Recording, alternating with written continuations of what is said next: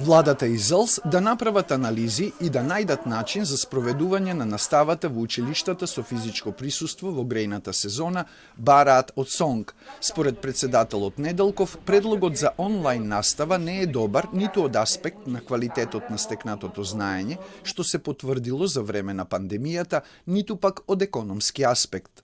Со онлайн наставата се постигнуваат многу послаби резултати него со физичко присуство. Тоа е едната причина.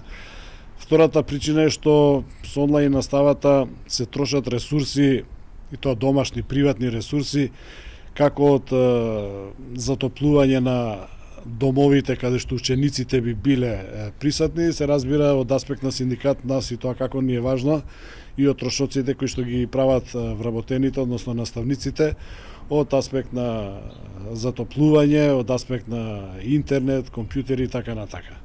Реакцијата на СОНГ доаѓа по предлогот на гостиварскиот градоначалник упатен до МОН и ЗЛС, за кој се уште не одлучила владата.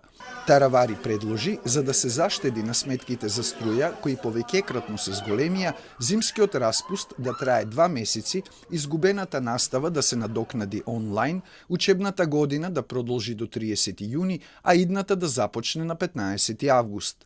И од опозицијската ВМРО ДПМНЕ побараа владата да создаде услови за настава со физичко присуство. Оттаму и испорачаа 6 барања.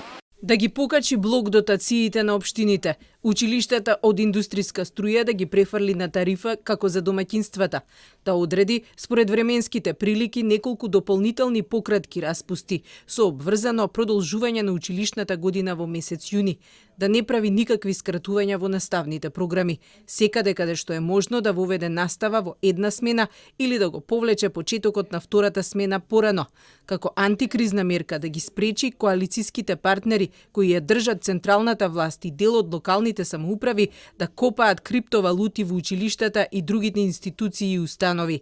Така трошоците ќе бидат помали, а струјата ќе се реалоцира за тоа што навистина треба. Од владата велат дека се во комуникација со сите засегнати страни.